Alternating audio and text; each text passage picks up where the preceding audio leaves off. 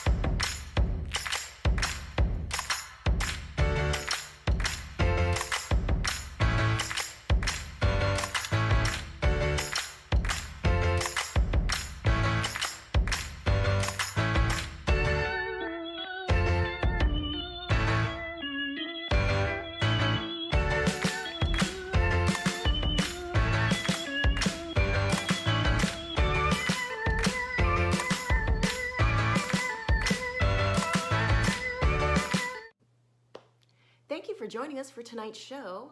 My name is Keiko Agena, and I am one of the new members of Impro Theater Main Company.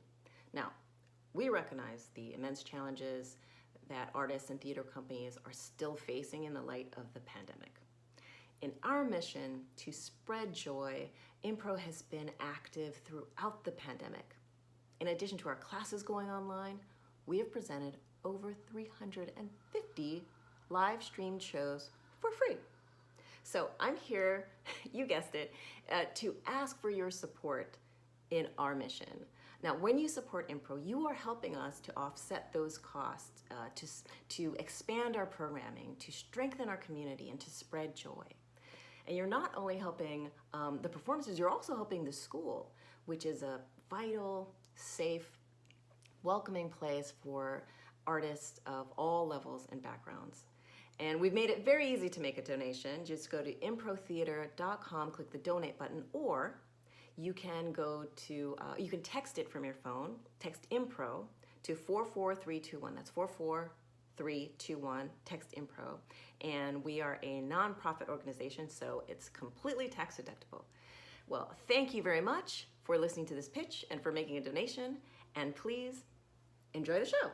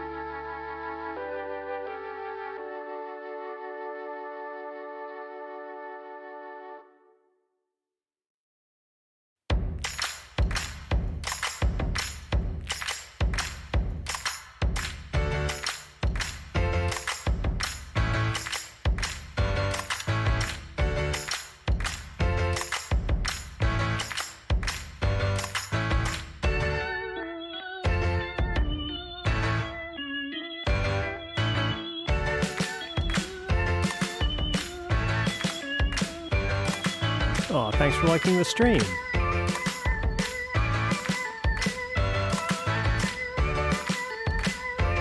Impro Theater and the cast and crew of this online performance would like to take this time to honor the indigenous peoples of the ancestral and unceded homelands we each inhabit, and to consider the legacy of colonization and its far-reaching effects.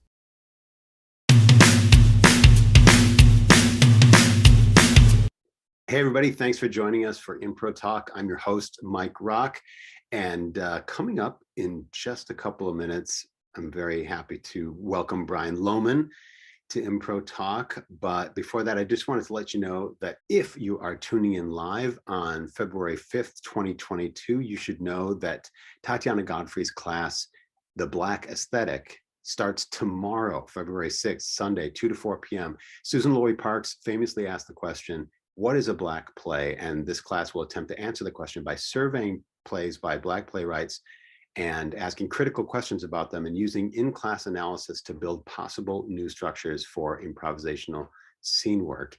Very exciting to have Tatiana bringing back the Black aesthetic, and you'll want to get in on it. If you can, go to improtheater.com, or you can email school@improtheater.com, see if you can get in on that. And now he is an actor, an acting teacher, an improviser, an improv teacher, a Shakespearean scholar, a musician and singer, and an all-around Renaissance man of all things theater. Please welcome Brian Lohmann. Hello, Mike Rock. Thank you so much for doing the show. No, my pleasure. I'm honored to be asked. You were here as we did a improv theater Los Angeles faculty for Impro Talk a few months ago. I don't know. I don't know how like long a year ago. It's been. Yeah. My pandemic brain says it was a few months ago. Yeah. Time is silly putty, and we're all just pushing it against the comic strips of our lives. So how that was a great reference. Silly putty. Did silly putty people encourage us to press it against a comic and then stretch it to make the image? Yeah, I think, I don't know whether somebody wrote a letter and said, my son did this with their silly putty and it was really cool, or whether in the R&D department at Silly Putty, they were like, what can we do with this? Will it hold an image? Oh, let's market it this way. I don't know. Somebody's got a podcast about that, I'm sure, if we wanted to search it out. But yeah, that story of it. Because that's I mean, not to put too fine a point on it, but that is what we do in improvisation, isn't it? We take something that is fixed maybe, and then stretch it and see the boundaries, see where it goes. Yeah, I think so. There's certainly a lot of, when we do genre work, of nabbing something else that somebody else did and imprinting it onto our psyches and our subconscious, and then stretching it is a great way to think of it. Like, I'm going to distort this Jane Austen trope and make it fit the current climate in which we live, so it's relatable. You're a very busy theater person and educator and family man. How's the pandemic been? What sort of strategies have kept you going? Let your children be on screens as much as they want, and then interact with them when they need to eat or go to bed. No. Yeah. I think in their minds that would be the ideal strategy for us for parenting. But we try to get them outside as much as we possibly can. That there is a world out there that is safe and inhabitable, and that you can go romp around and go to parks. That needs to be, part of what they're absorbing physically as they continue to grow. I have a 7-year-old and a 14-year-old, and they're both boys, so they both need to be outside, climbing trees and running around and getting their yayas out. On a forced march, Mike Rock. Hiking is a forced march that will elicit whining from Alistair, age 7. Well, on the one hand, I was just about to say, lucky that you're in Southern California where the weather permits, but I just heard a story on NPR about in Maine or something, a school with little kids that's doing their schooling outside. Like, everybody's in their coats and hats and mittens and they're outside. Yes, I heard that story. And they're freezing. They're freezing. But the thing I liked about that story was that the kids were asking for outside time. It wasn't like they were whining about it. They actually requested it when it wasn't available and wanted to go back to it. So I think we're all much happier when we're connected to nature. We are children of the world, the earth. What's the Steve Miller song? It is Children of the future, but we are children of the earth. Oh, it's not Miller. Well, I know that we are Stardust. Tower of Power. It was a Tower of Power song that was coming into my mind. Fair enough. I mean, Sparkling in the Sand. Okay. We're definitely stardust and made of such things. Yeah. I think that you're a Northern California native. Pretty much. I was born in Denver and we moved there when I was 2. I turned 3 at Ocean Beach in San Francisco. So in terms of what I remember and how I feel I was formed, San Franciscan. Yeah, I guess I was there for most of my formative years.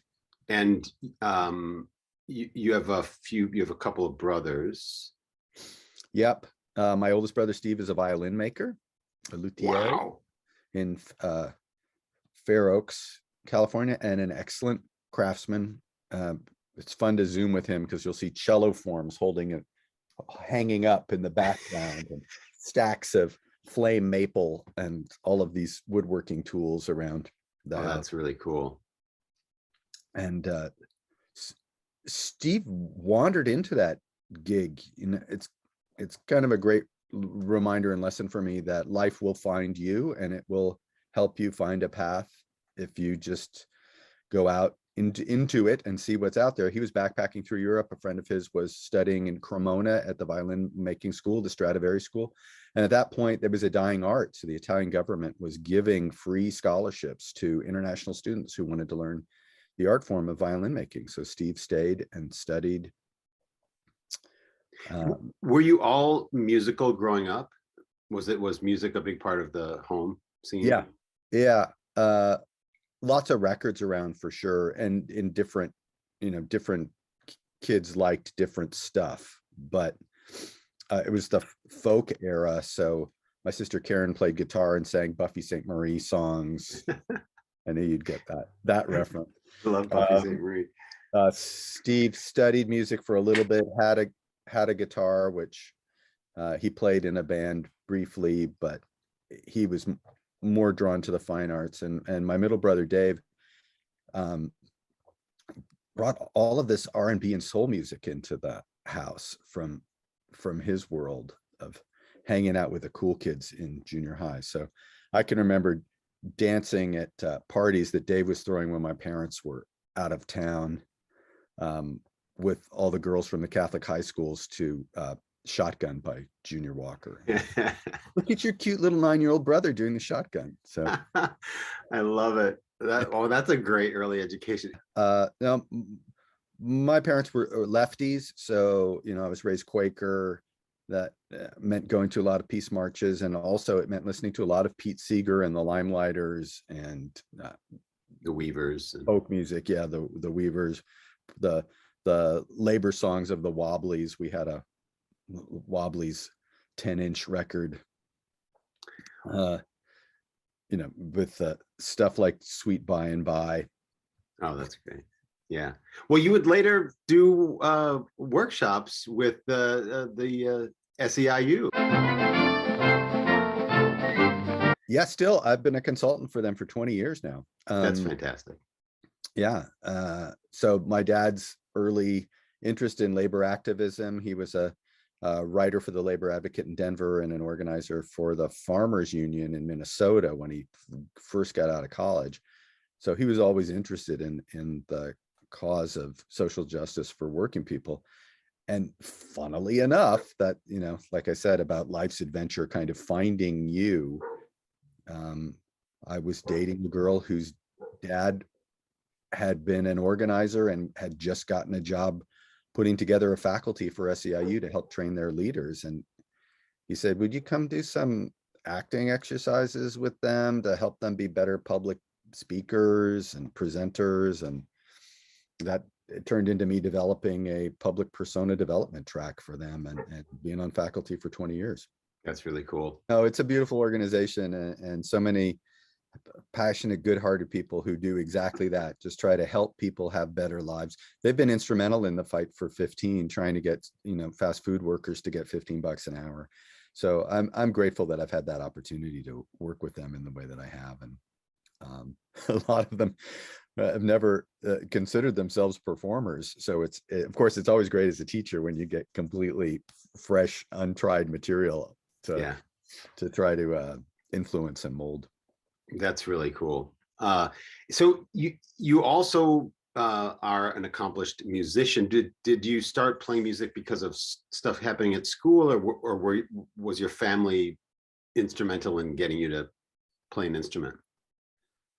Well, they bought Steve a piano, and he didn't really play it, so it sat in our living room. And as I got more interested in music, I was so delighted that we had a piano that I could learn to arrange and compose on. But it all came out of choir. Did you do choir in middle school and high school? Tiny bit, like just the perfunctory Catholic grade school education choir stuff. We had a fantastic choir teacher at Roosevelt High in San Francisco, Louise McTurnan. And it was this place where all of the kids from different cliques could come together and literally harmonize together. And it did so much to break down difference and create trust. I am a huge fan of choral singing being a pathway to a better world. And that led to getting in musicals in high school, because Mrs. McTurnan followed our class to the high school. She said, you guys are great. I'm going to quit my job here at the junior high. Wow. Because there's an opening at the high school. I'll just go with you guys. That's amazing. Yeah. So there was a deep relationship there that developed of 6 years of the same teacher, the same kids, and singing all kinds of different music. We did a ton of spirituals. My high school was split like in thirds, African American, Asian American, Caucasian, pretty much, with a lot and Filipino and Latino mixed in there too. So it was a super diverse student body, and that's what choir looked like. It was so great. So she wanted to have music that spoke to people's different backgrounds and interests, and we had talent shows, and I started picking up electric bass in middle school because I thought it was really cool. Yeah, well, and I'd gone to see if this resonates with you. I'd gone to see Poco at the Fillmore West. Wow. With Timothy B. Schmidt, later of the Eagles, playing bass and singing, and he was so facile, just creating these beautiful. He has a high voice, that guy. Yeah. And I didn't want to sing like him, but I wanted to play bass like him, right, because he was making these beautiful melodic bass lines. And so I bought a Gibson EBO and started plunking around. But the thing that really helped me learn music was going to music camp from my choir. Followed a girlfriend who was going. It's like, I can't be away from you for the summer. I've got to go too. I love it. And I got there, and it was like, no, you guys don't get to see each other. You're in class all day. Oh, She's in man. class when you're not in class. So I'd sit in my dorm room and practice my bass playing, because I brought my bass and was doing like a jazz band thing there, trying to learn how to read music. And when I came back from that month-long thing, I had a lot more sense of what it was like to be a musician, and could start to read and chord changes and stuff like that. So that, and playing in a rock band from about 10th grade on, really badly at first too. So everybody was so glad that I came back kind of better for music camp. Oh, good, thank God you can actually keep time and not fumble your way through it. But they had you back. Yeah, like you were like, a month when you're that age is a really long time to be away from your band. Yeah. Well, do you remember some songs that you played? Do you remember some covers that your band did, or was it all originals? Or that band, the first band, the Dave Mayer band, we did Statsboro Blues and One Way Out from the Allman Brothers Fillmore East album. We did Sunshine of Your Love, of course, but not all of it, just like the riff over and over and over again. A bunch of blues stuff, some originals. But then that band ended, and the drummer and I started playing with this other group that was more interested in the Jeff Beck group sort of stuff and mostly originals. So Yeah. That's when I started to write music, was for that band, which was a musical outlet for me that continued as it evolved, as we all evolved with our interests evolving. And the guitar player got a job at Keystone Corner, which was the premier jazz club in the city, as an assistant sound man. So all of a sudden, all of the Jeff Beck rock and roll, Led Zeppelin-y, Yes kind of stuff that we'd been playing, the prog rock, now we're playing sambas and like odd time signature stuff, and we're getting a jazz fake book and learning to play some jazz standards.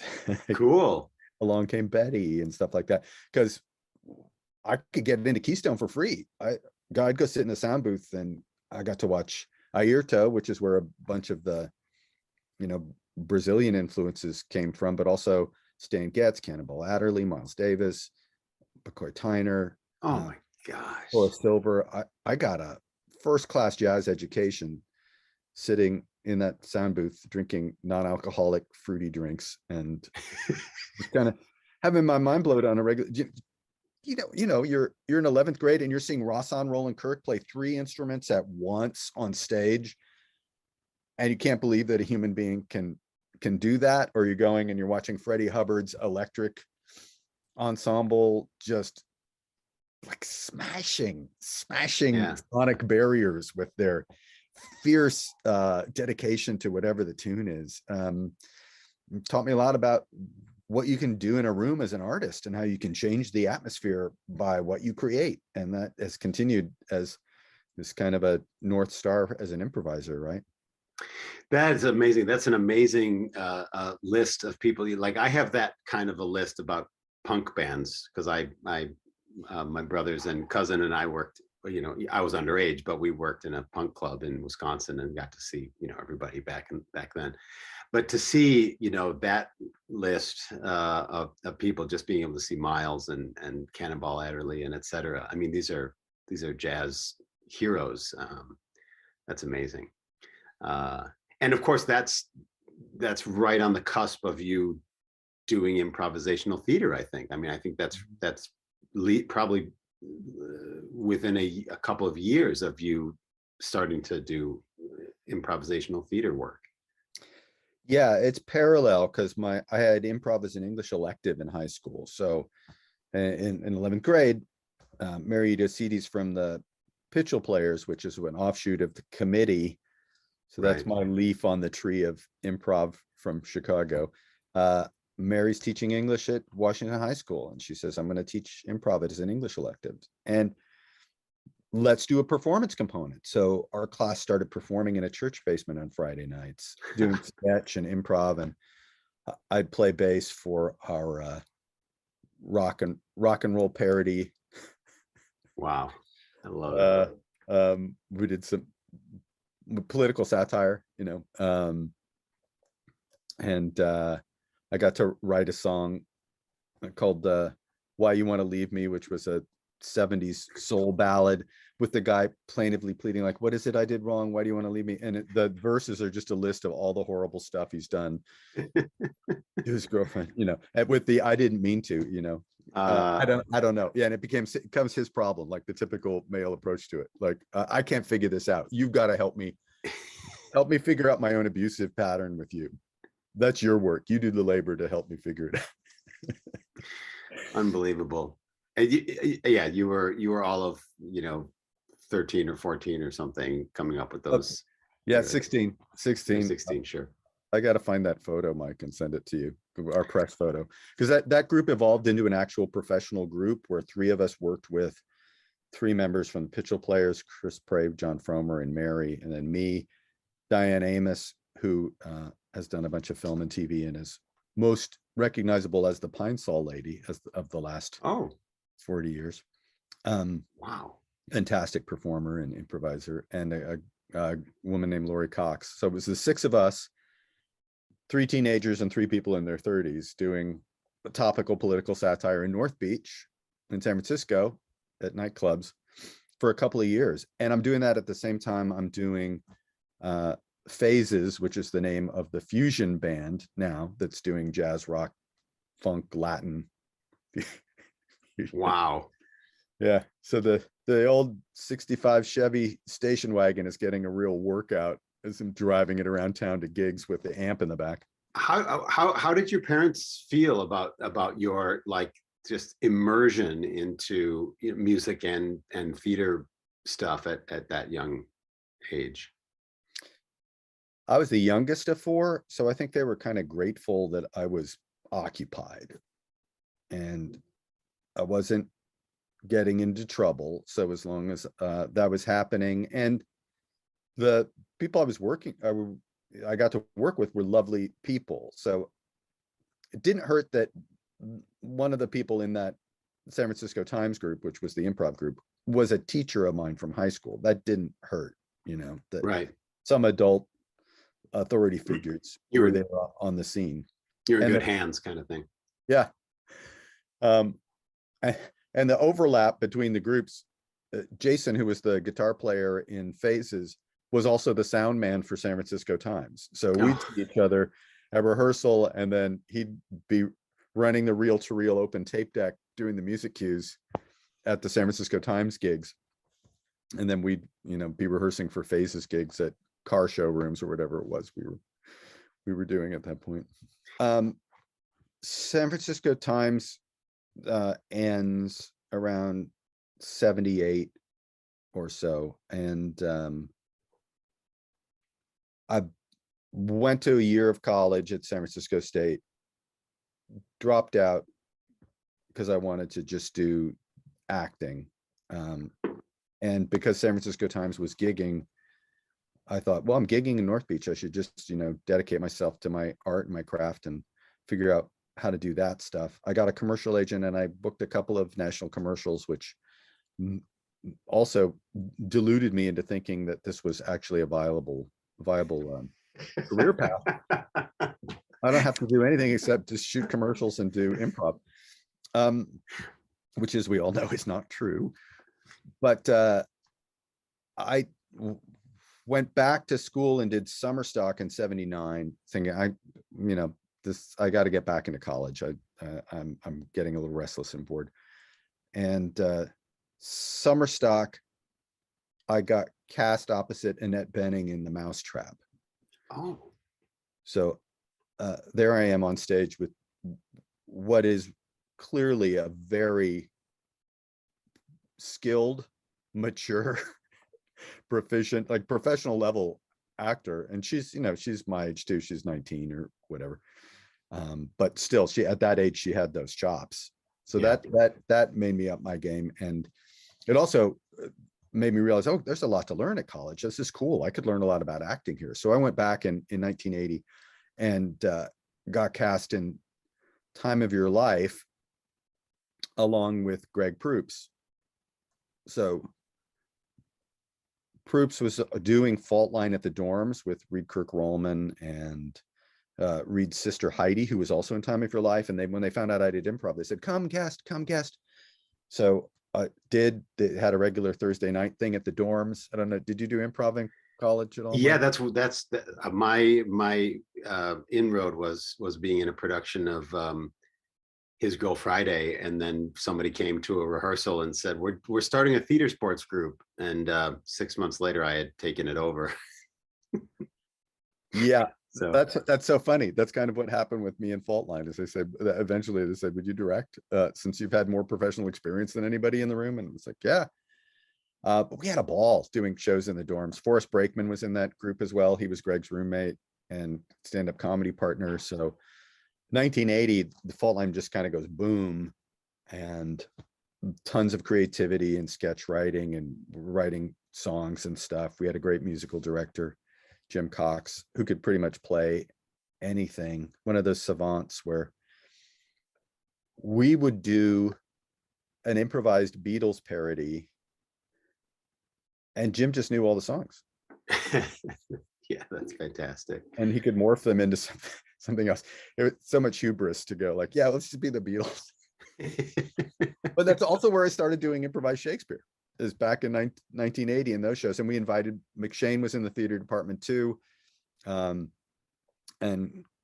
clearly somebody wanted to be on stage with, so we invited Mike to guest with us at the dorms. And that was the first time he did improvised Shakespeare, where he made some Friar Tuck frying pan homophone riff, and we're like, oh, this guy's a genius. How did he do that? So that kind of natural facility just kind of woke everybody up. And Oh, I love it. and then Fault Line went through a bunch of iterations. We had a gig on the floor of a discotheque. Houlihan. Was there a Houlihan's in Wisconsin? Was that a national chain? Yeah, that was a national chain. Yeah, Houlihan's. Yeah. Sure. So Houlihan's had disco going. And we did like a 5 o'clock Saturday afternoon improv set where the DJ would play disco records, and then we come out and do a couple sketches on the dance floor under disco. Oh my God. And we got paid in hamburgers. Everybody got lunch. And that was our first like real pro gig where, hey, we're working at the Cannery in San Francisco on a legit dance floor.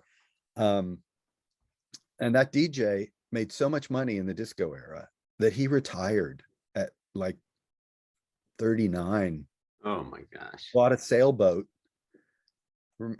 Remember going to his, he lived kind of near me in the Richmond district, and he said, I'm selling all my records. Can you take my boat, go retire? We're like, okay, cool. We're gonna eat a bunch of brownies and come wander by your record sale later, which we did. And I still have the Here's Little Richard original specialty album. Vinyl. Got for $1 on vinyl. Yeah. Dwayne Eddy, the man with the twangy guitar. I bought a bunch of stuff there that I still have, that it's like, these are Yeah. awesome. And Rare. it's not just because I ate a bunch of brownies, but these are awesome. Yeah. Wow, that is cool. How did Bay Area theater sports spring into being?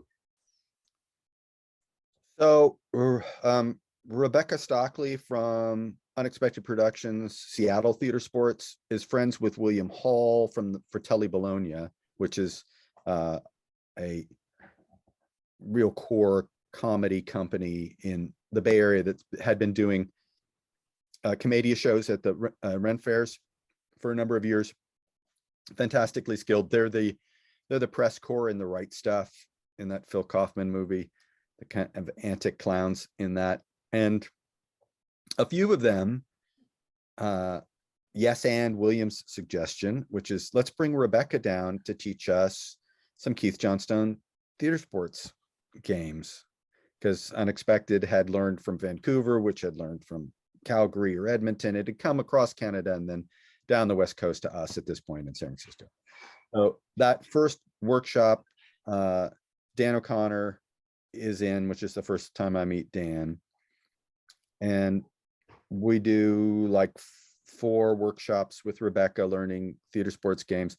William Hall from Fratelli Bologna and I had already been into the Impro book. I'd gotten it when I went to the Drama Studio London at Berkeley summer program, and the Joe Lowe, one of the teachers there, had assigned it as a text. So I had my mind opened by Keith at that point.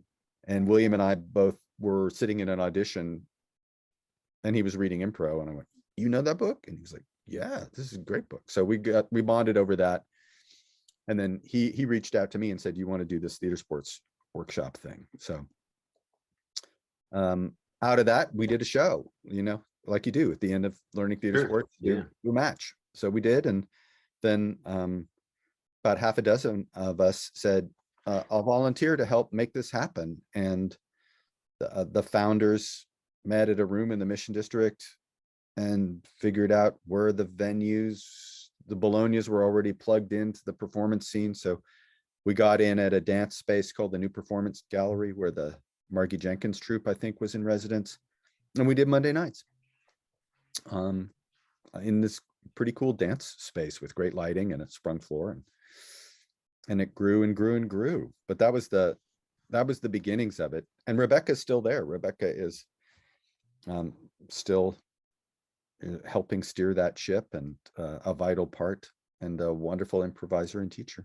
Fantastic. Of course, currently you're making music with John Ballinger, Lohmann and Ballinger, but you have a alter ego persona, Johnny Lonely, and some other things, there's some other things that I want to ask you about. But tell me a little bit about where Johnny Lonely came from. And out of a Fault Line show. So we'd keep adding sketches and songs and set material into the Fault Line shows, and then we'd do some improv formats, and we'd do like a 2 chairs, and as it relates to impro, we did an improvised Shakespeare and an improvised musical every night. It was a 15-minute chance for us to do improvised long form in short 15-minute chunks. And that's where those skills started to expand slowly, but Sure. Also to kind of make you aware of what it was possible. Because when it was working, you could get a hint, a glimmer of, oh, if the whole thing was like this, it's really on par with scripted work, if you can do it, right? If you can spin the magic somehow. So I wrote a song called Why'd You Have to Change Your Sex? Because it started with, well, I want to do a depressed lounge singer. I'm listening to Sinatra's Only the Lonely and Wee Small Hours albums and loving all that stuff. Because I'd studied as a jazz singer and had some success working with a 6-part a cappella vocal jazz sextet called A Cappella Gold. Oh, yes. A Cappella Gold is before this. Yes, right. Do-wah, do-wah, do-wah. In the kind of the spirit of Manhattan Transfer, that sort of thing. Very much so. But all a cappella, unlike them. But the Bobs, did the Bobs tour? Right, yeah. The Bobs were part of that scene as well. There were a number of great a cappella groups coming out of San Francisco. Then the Distractions and the Baltimores. Anyway, so I was already keen to sing jazz standards and had studied composition and was writing stuff that was in that style. And I thought, well, it wouldn't be funny to just kind of expand Sinatra's really sad, mopey persona. And Johnny's just unhappy on stage and working through his own misery and making the audience, mope along if you know the beat. And we'll just Joshua Brody, who was the musical improviser, had a long intro, which was, ladies and gentlemen, the Sultan of Salt, the Nabob of Negativism, the Prince of Self-Pity, the Earl of Ennui. I mean, it just went on, the great big buildup, and then I would come out. But Why'd You Have to Change Your Sex in Fault Line worked as a piece, and it was getting good audience responses, and the group was starting to break up. McShane and Proops were looking for work as a double act as improv stand-ups, and were getting cast in some theatrical productions. So that was ending.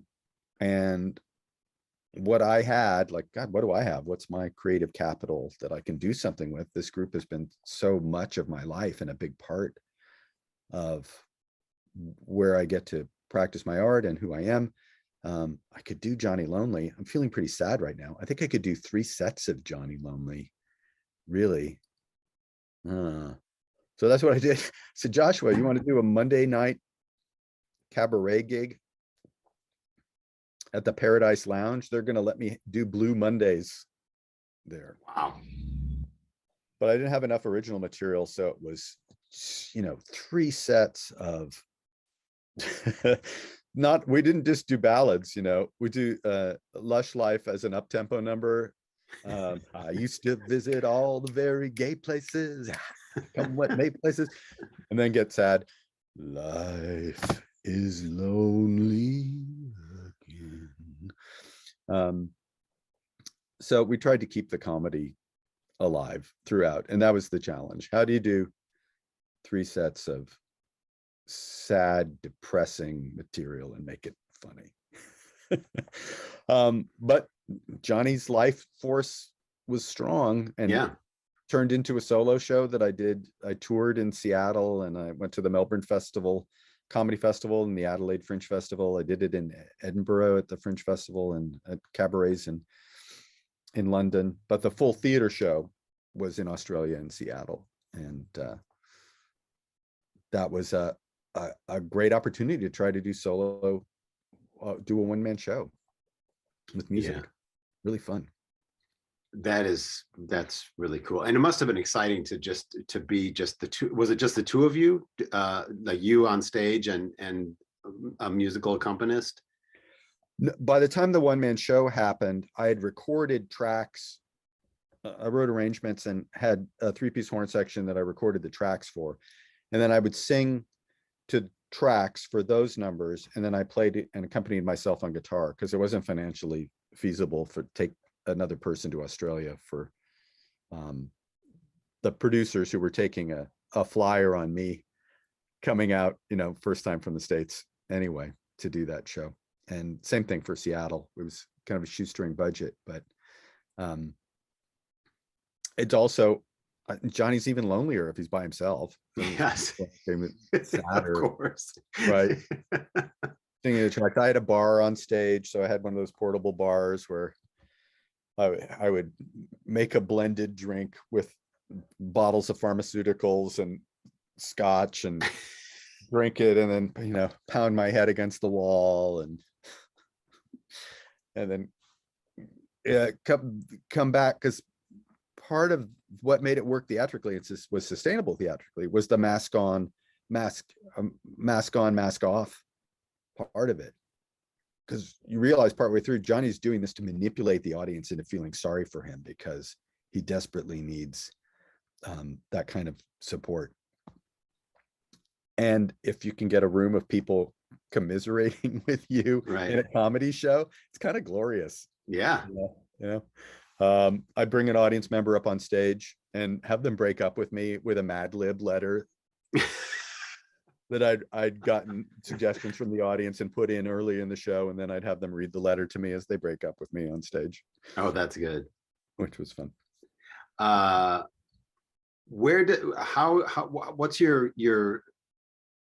do you team up with Ballinger and start writing songs together? But I met John when I was directing Mod Rock at the El Portal, which was this jukebox musical using 60s pop songs from the Mod era. And he was the musical director. We got along well, and I had a Sunday afternoon improvised song class at Impro and needed an accompanist for that. And I said, John, you want to try this? See what you want to do? You only live 5 blocks away. He was like, yeah, okay. That's so, convenient. Yeah, we got him in, which was a whole kind of fantastic powerhouse, because he plays guitar, keyboards, had a rig with samples, so we'd get these fully orchestrated songs going on, which was great. And then when the pandemic hit, I called him up and said, I've got this song called Ballad of the Coveted Kid. I want to do kind of a Johnny Cash style Western ballad.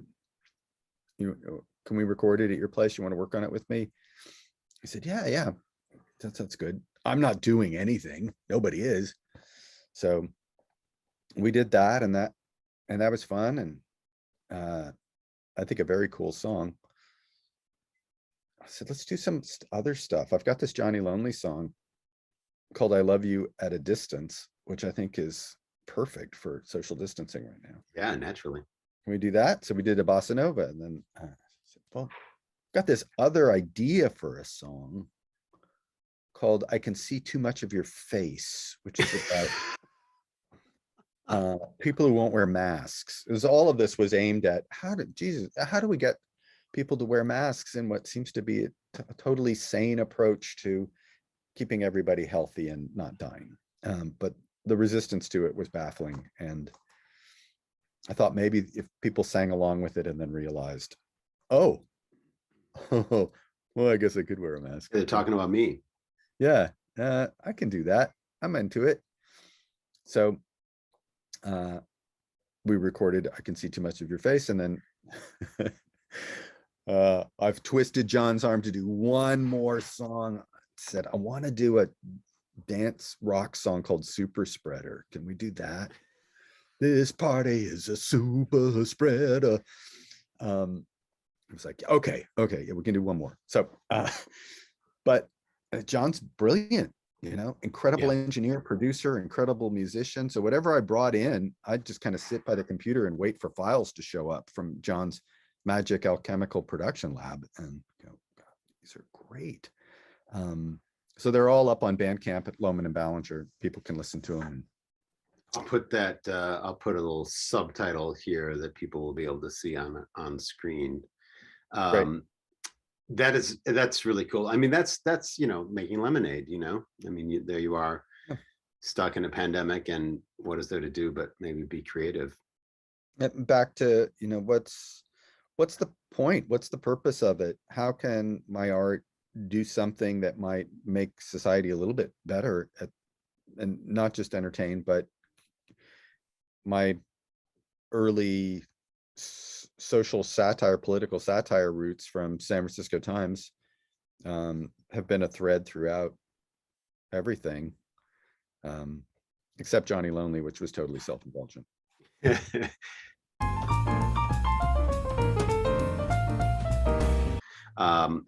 Talk about how Life Game came about. So Life Game's a Keith Johnstone format. Keith would have audience members interviewed, or he'd interview them, and actors would act out scenes from the life of the person, kind of like This Is Your Life, only theatricalizing it.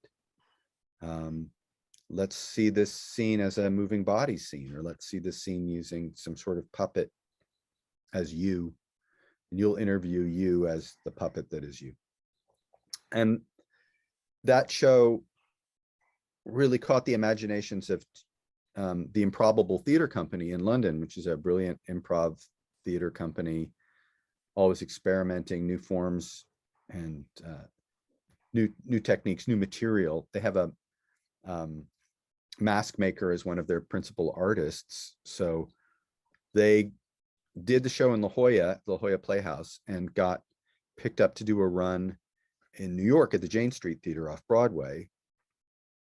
Dan and I went to see the La Jolla show because we had known Phelan McDermott and Lee Simpson from years ago in London. I think Dan and I taught a workshop when we were on tour together in London, because we were on a tour with the group called the Pros from Dover in 1988, I think, and had done a kind of theater sportsy workshop that Phelan took. And I'd met Lee in Edinburgh in 87. And they said, you guys want to come out and audition for the New York run? And we're like, yeah, that sounds cool. So we wound up getting cast. A couple of California kids getting cast in a off-Broadway show, New York, my first New York gig, which was pretty cool. And the theater, the Jane Street Theater, was this old hotel on the corner of Jane Street, and is it West End that's all the way down there, or is it, that sounds right, Riverside or whatever it is, right? It's right on the water. It's where they brought the survivors of the Titanic, because they had a big ballroom, and it was a Siemens Hall back in that era. And that's what our theater was. Our theater was that ballroom space. And the show was great. It was a British cast that they were going to fold Americans into bit by bit. So there was the English cast that had done it a bunch, and then us newcomers that included some folks from New York and me and Dan. And we got to run the show for only a couple of months, because it was the year that the Yankees played the Mets in the World Series. So nobody wanted to go to the theater. They just wanted to watch the Yankees and the Mets play. So we were off the beaten track anyway. We weren't on, Theater Row or anything. So unfortunately, we got our closing notice in November, and I decided to stay on in New York and audition and try New York out. I was subletting a tiny place in Brooklyn, and you've been in New York, Mike. You have a lot of years. Lived there for a while. Yeah, I know the struggle. yeah. So, and I didn't. That was news to me, but I figured it's worth a shot. I'm an actor. I want to try this. And then Keith sold the rights to Life Game to TNN, and because they wanted to make a TV show of it. They thought, this is great. What we'll do, instead of having regular people interviewed about their lives, we'll have celebrities interviewed about their lives. And we'll cherry pick the stories that we want to have. So we'll get rid of the improvised discovery portion, which we love. It's one of the reasons why we wanted to do the show, but we'll get rid of that. Fred Willard was going to be the host for the pilot.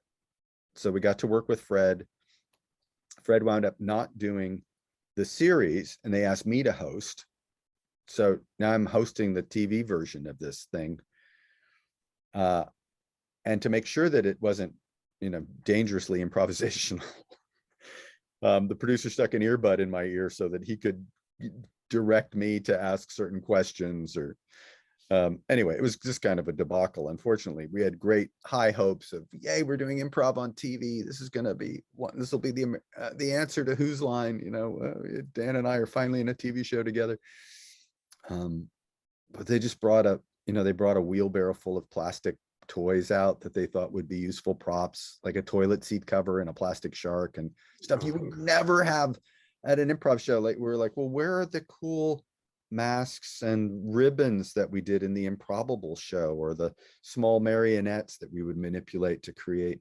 Because Lee and Phelan were teaching us all of these great theatrical skills, object manipulation, mask work. They would build a mask on stage on an actor, audience member, using polyform strips, and you'd see the mask being created on them while they're being interviewed, and then they would wind up playing themselves or their aunt or their grandmother or somebody like that. It was fantastic. None of that in the TV show. Too dangerous. Yeah. So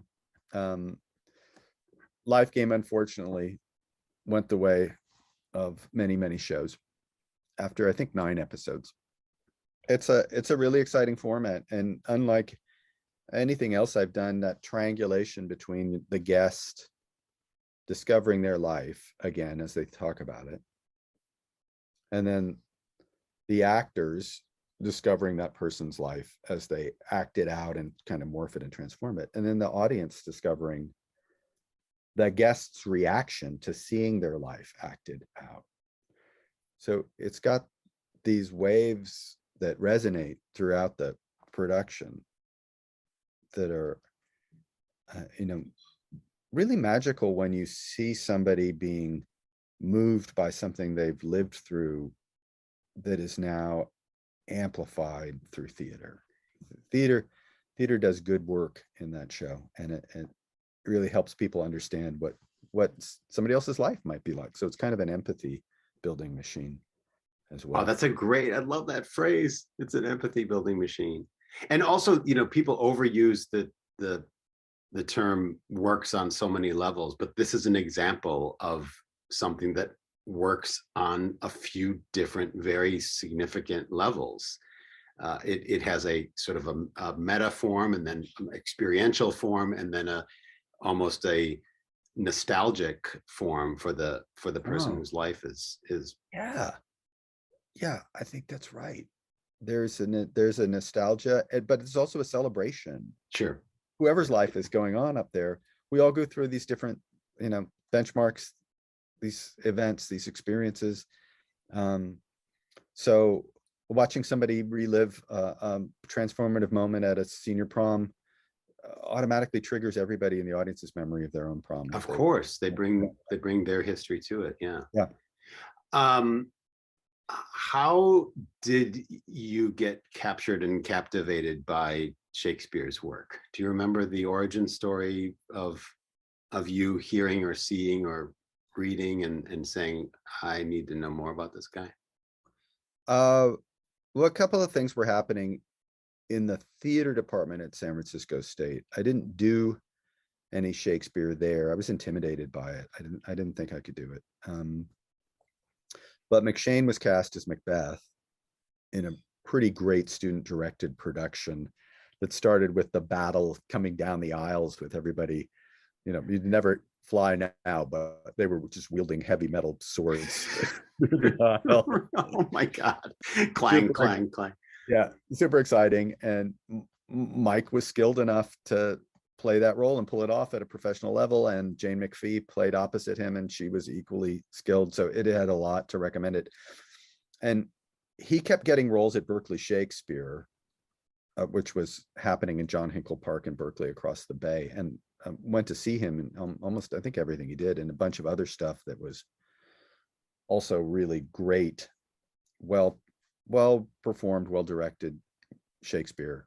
Dakin Matthews, who went on to found Antaeus in LA, was the artistic director there for a while. So real solid scholarship that made me appreciate it, because you see it done badly, you don't want to see it again. But you see it done well, you go, oh, there's a lot here. It's provocative and making you think. And Mike was telling the story the other night about how the Shakespeare nerds would show up at the show, and they'd sit there, they'd have their Ardens out, you know, looking through their, and when stuff would be cut, they'd look at the stage and then they'd start flipping through their books, like trying to find where the cut was, and get mad that because it was at, you know, UC Berkeley was right down the street. So there's a bunch of academics. They lived in Berkeley and would want to see it. So that was funny. And Annette Bening was a member of that company as well. So I got to see Annette play some fantastic roles at Berkeley Shakes. But for me, getting a hand in and getting to do it, I took some classes at school, which helped me get more familiar, but I think it was actually getting cast in Cymbeline at the Old Globe in San Diego that stuck me in a Shakespeare show where I had to prove I could do it. And that was a scaled down version of that play that Dakin Matthews did the adaptation for. So I wound up playing 4 different roles. Everybody had multiple roles except for Imogen, I think, in that show. But that was the thing that really turned me on to it and made me want to do it. I also taught improvising Shakespeare at ACT when I was on the faculty there. So going deep into the texts and having to pull exercises out and invent exercises there, that journey started when I was on the faculty at ACT. And you eventually write an essay, Damned Smiling Villains. What is it about Shakespeare's villains? Well, we talked about empathy earlier, and what I was exploring in that essay was what flips inside of those people that makes them sociopaths at the most extreme iteration of villainy. Like Richard III does not care at all what he's done to his brother, his wives. He'll just murder people through blind ambition as long as it gets him closer to the crown and glory and power. So that kind of disconnect. And then the other 2 villains that I'm examining in that essay are Iago and Lady Macbeth. So where in the text is Shakespeare telling you, A, these characters have pangs of remorse or are interested in what happens to other people, or not? In it, Iago has no regret, no remorse. He just stops talking at the end of the play. And the audience is left with that feeling of, I'm never going to feel complete with this story because there's no comeuppance for the villain where he capitulates. So, you know, it's tragic in that way. And it's interesting to watch him as he gives you those different journeys. Because Richard III, has his visitation in his bedchamber where all the ghosts that he's killed show up, and he's got tons of guilt and remorse before he's going to go die at Tewkesbury. And Lady Macbeth goes mad. So there are different ways that it shows up, but the villains are smart in Shakespeare, and they say smart stuff. And it's a great kind of canary in the coal mine for us as a society. What are the types of people that are going to do horrible things? What are the early warning signs that they might? Who do you know in your own life or as you're watching the news that might be exhibiting these behaviors that Shakespeare has flagged so artfully for us? What can we learn from what he's told us about the nature of evil and how to recognize it? Yeah, and in unfortunately in human evolution, 500 years is not very much time for humans to have evolved beyond that. It's hard for us to move outside of self-interest, and those three characters are extreme examples of that. But I think we all recognize those things in ourselves where you just go, I just want what I want, and as long as I'm comfortable, I don't need to be bothered with what's happening with glaciers melting or totalitarian regimes overtaking small countries and repressing human rights. It doesn't impact me and my social media feed. I can still go to the grocery store. I can still get gas in my car. But pay attention, right? That's part of what he's asking us to do. Pay attention. I can't believe we're recording this, the week after Mouse by Art Spiegelman has been banned in a district in Tennessee. Yeah. That's just incredible to me that Nazism and white nationalism are on the rise in the year 2022 in America. Yeah. I mean, there's a post kind of going around with a list of banned books that says something like, if you're a teenager and these books aren't available to you, find them and read them, because there's a reason why somebody else is trying to tell you to not read them. Yeah. I think we should start some sort of an organization that sends copies of books to people for whom they're not available locally. There's a comic book guy who just posted that he's going to send a copy of Mouse to anybody in that district in Tennessee who wants it. Yeah, that's great. So, yeah, people are answering the call and finding workarounds. You have taught at so many places. I would list them all, but it would take too long. The Guthrie, Stanford, UCLA, Pepperdine, the Del Arte School. You are listing them. San Francisco State. Not all of them, though. I stopped. Do you have a kind of a cheerleader kind of rally cry? What's emblazoned on my shield? Yeah. The teaching motto. Well, a language is key for me, and people being able to express themselves through language that is as varied and complex and nuanced as their emotions and thoughts are. So how can I, as a teacher, help get people access to that kind of language within themselves so that they can express themselves in all kinds of different ways, because we all contain multitudes, as what Whitman said. And one way to do that is, those different styles like we've talked about, like Shakespeare and Tennessee Williams, the poets. My mom being a poet, I think, helps run that strand deep within me. Your mom's a poet. Yeah. So that was always something in the house growing up, was language and reading and stories.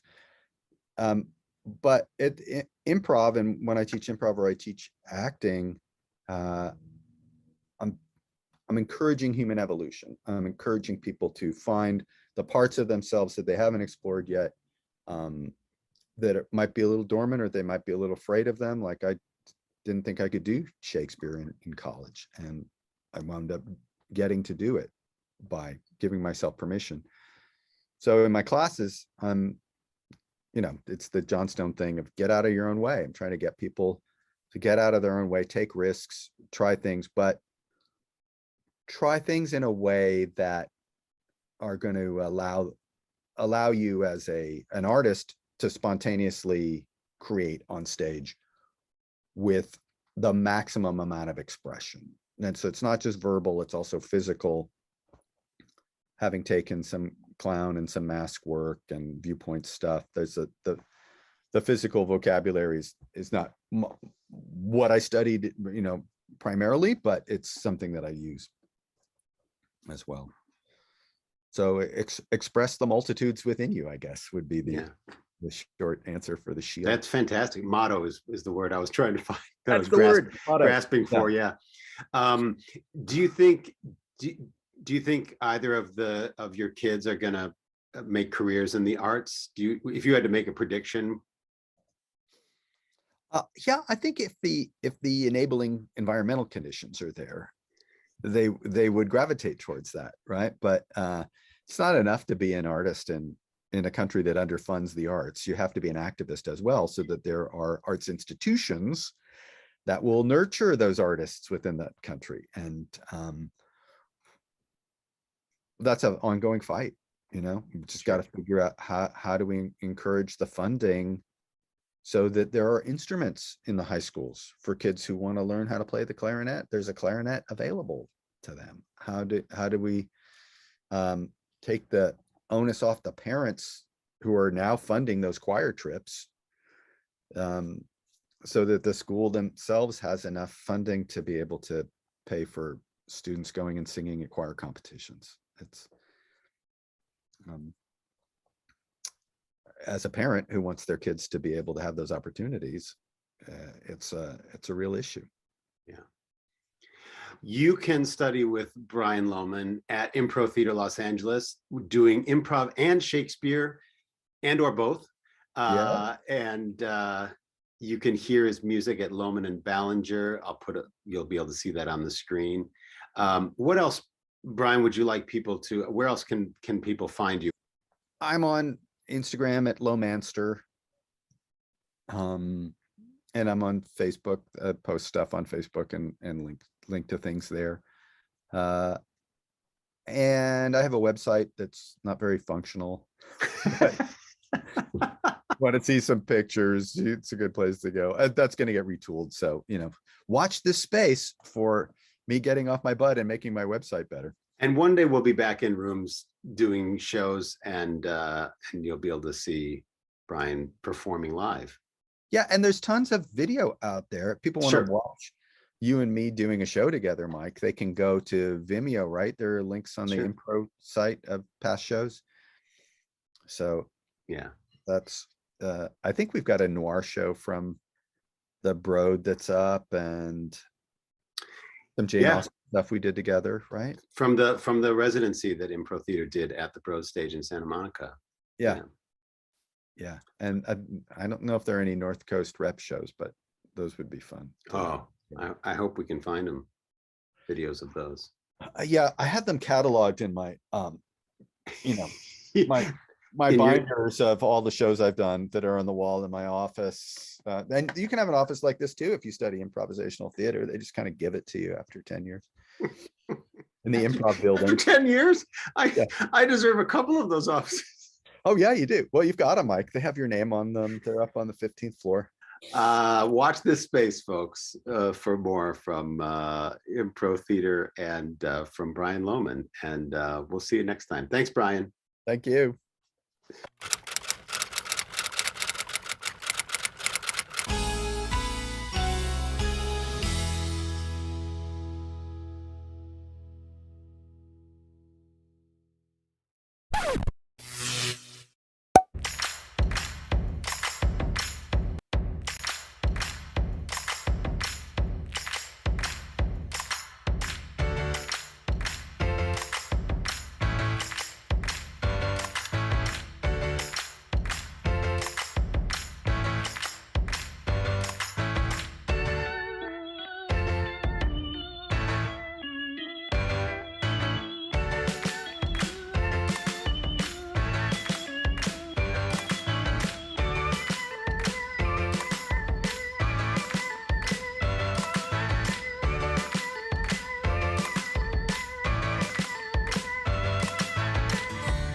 And thank you, Mike. It was a great show.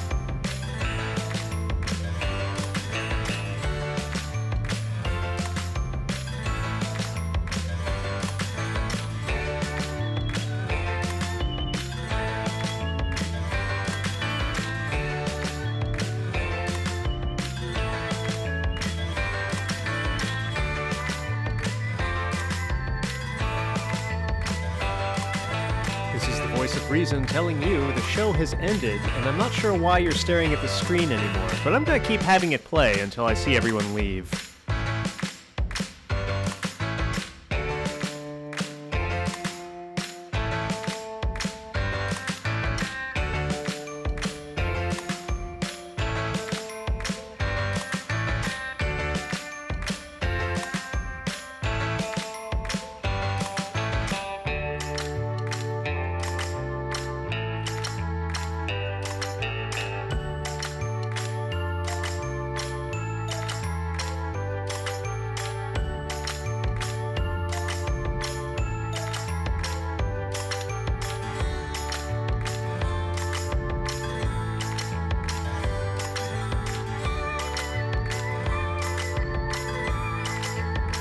Seriously though, I gotta clock out for you guys.